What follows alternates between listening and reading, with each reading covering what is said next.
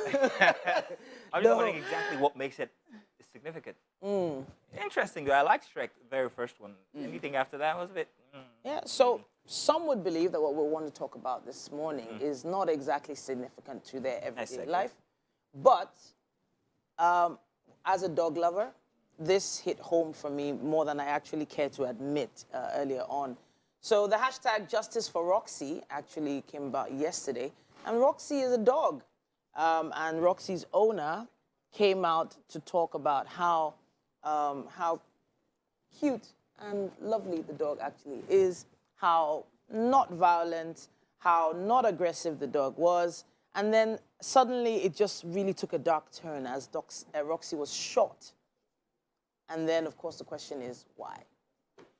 So apparently the story goes that the estate where the owner lived, they had a rule regarding stray dogs or roaming dogs, and they weren't supposed to. So the owner actually had her dog straying in the first place. But then the dog got shot by the managers, the estate managers. That's where the problem all started. The dog was harmless according to the owner. However, she broke the rule. My question is, were there no other alternatives? Was shooting the dog the absolute option for the estate managers to go through with? It begs the question whether people are empathetic towards other life forms. As Nigerians, I don't think that we are. I've always been, I can't live without a pet. I have a pet currently. And I only lost one a couple of weeks ago, I think about a month and a half ago. You mentioned it. And we lost Tinky. And I cried as a grown man when he died. So it really upsets me when people have no sympathy for animals and you just think, okay, your dog's straying, next option, shoot it. I think that there should be some sort of repercussion for the people who carried out this act, but I don't know whether our laws here in Nigeria have such, what do you call them? Depth. I think, sorry to jump in here. I think as someone's property, I think there are some laws about personal property that maybe a lawyer could go applied. Yeah, could be applied, but I'm not sure about anything else. But you heard some other information as well. Yes. Yeah, you said as a dog lover, but I'll just say as a living, breathing organism, at least some level of empathy should literally be shown towards another living thing, right? And we even talk about even felling trees, how that shouldn't even be done, how much more a dog and all of that. Of course, when I saw the story, it didn't make sense to me because I'm like, okay, maybe the dog was aggressive. That's the only reason why they would actually want to put it down. But then again, watching the video closely, I actually felt very upset because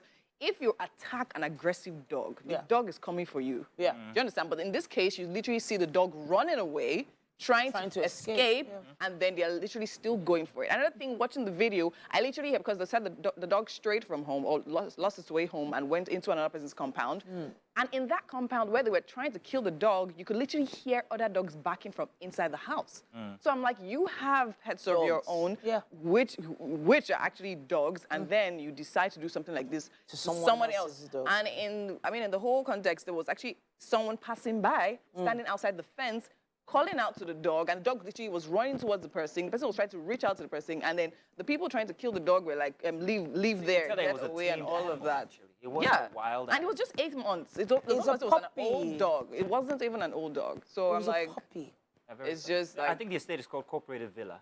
I think it's somewhere in Nigeria, if I'm not mistaken. And I think the authorities really need to look into this. If not by way of, killing another organism, but just ownership of personal property of another person. And now some dogs even have passports. And now reports has it that the body of the dog hasn't been released to the owners yet. Wow. And so I'm like, okay, what's the issue here? So they know. Sorry, hasn't said anything yet so far. Just she's wondering where we're going with this, right? Yeah, to be honest, I am. You all know how I feel about pets. I'm not a pet fan, never had a pet before, but here in question is a live animal, is a live human, a live being. I mean, and it still begs for where sense of humanity lies. I mean, you just don't see a strange animal because it's an animal, then you shoot it. That's completely wrong. It's totally wrong. And I'll still check to see if there are laws that actually protect, animals as well, because there should be. Why don't In we have other dog climes, pounds they're in there, Nigeria? actually. I think we actually do. We need dog pounds. We used to have in the 80s authorities that go about and make sure that stray animals are not, well, in proper estates anyway, but I don't know about now. In the UK, it's called the NSPCA, about cruelty to animals. Yeah.